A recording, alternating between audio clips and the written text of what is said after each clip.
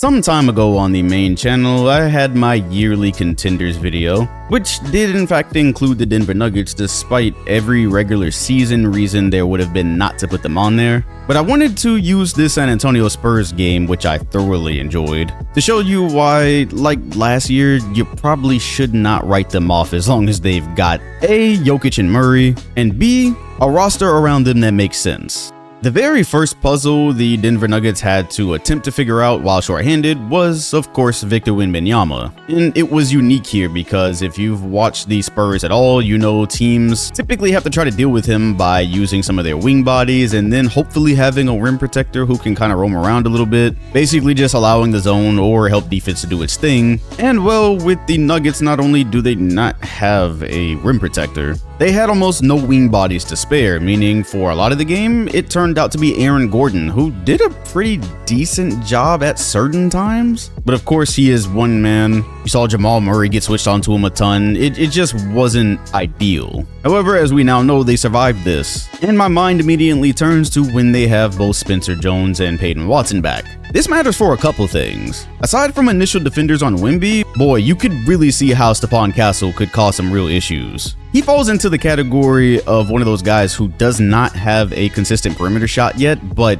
giving him a ton of space and letting him get downhill doesn't necessarily do you a ton of good. I went back to look at the March 12th game. This was the game played without Vic. The Spurs were a shot away from possibly sending that one into OT, and a big reason was because Stephon had one of his better games of the season with 30 points and 11 assists. Against Denver, there's just almost not a perimeter guy who he can't get downhill against, who he can't turn the corner on.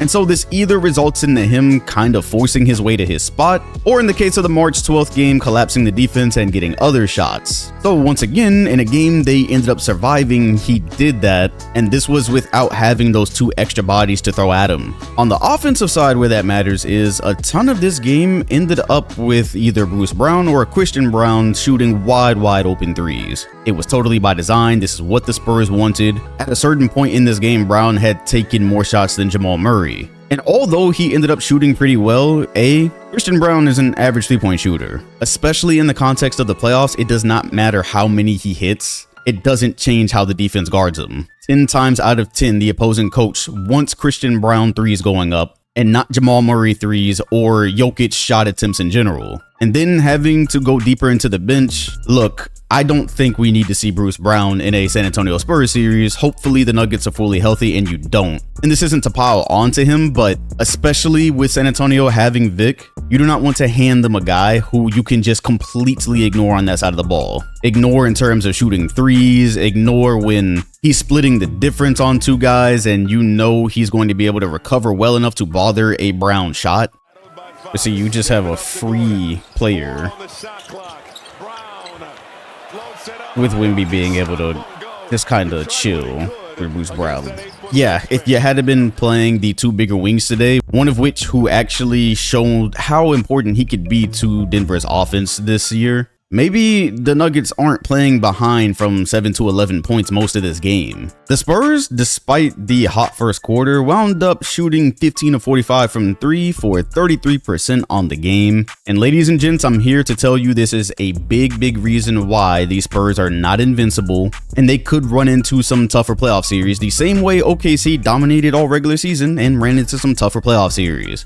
In terms of three-point makes, these Spurs are dead in the middle of the league, and you saw how Denver was able to take advantage of this. While Castle was getting downhill, he, like a lot of other Spurs players today who are really just kind of hit or miss from three, from night to night, they almost didn't make any of them. And that was important at times when the Nuggets were trying to come back, and the lead just stayed around 7 to 11 and didn't get into that 15 to 20 range. Castle, 0 of 4.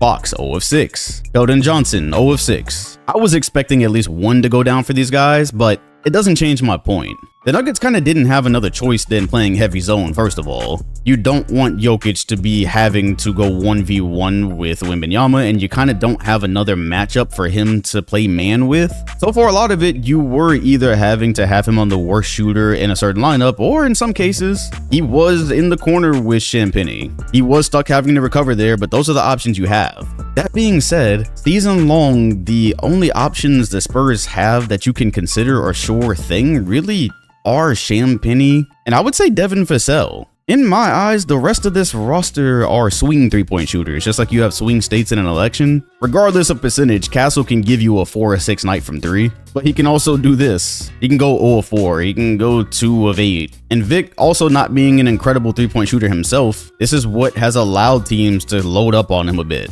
gamble, and most importantly, keep he and Fox from being a very coherent duo. Most of the Spurs ball handlers, with a ball screen, you're going under them. And specifically with Fox and how that relates to Wemby, I think that in our heads, we thought a two-man game between them was going to be a lot better back when it was just a theory he would be a Spur one day. But yeah, you watch Spurs games and Fox likes to get his offense off by either hitting some of those swing threes, but mostly taking the ball and going to get to the mid-range himself. You can run PNR with Wemby, but against an elite team, there's not a ton to maximize there. Those two really strike me as really good players who mostly get their games off individually of each other. So for how that relates to this video, it's almost the same reason the Nuggets could have beaten the Thunder last year. In most situations, Denver has the better duo. They have the better two-man game. Jokic and Murray can play off of each other. Jokic can feed him in transition. They can run inverted PNR, regular PNR,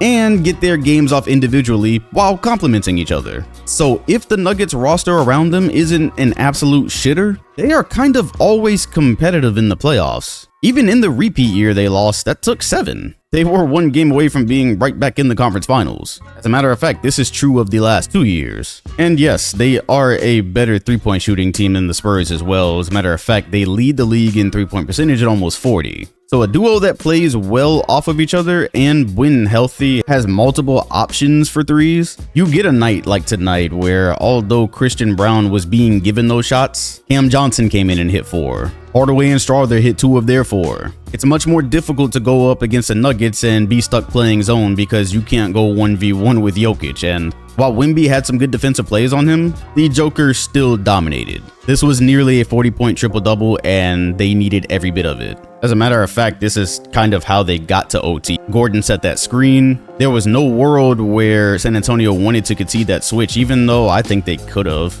At worst, the game was going to OT in that situation. But the confusion left Gordon wide open. And in minutes where Wembanyama is not on the floor, and in this game that had to do a little bit with foul trouble, while Jokic is, well, you definitely don't have a 1v1 defender for him, and you have to play zone.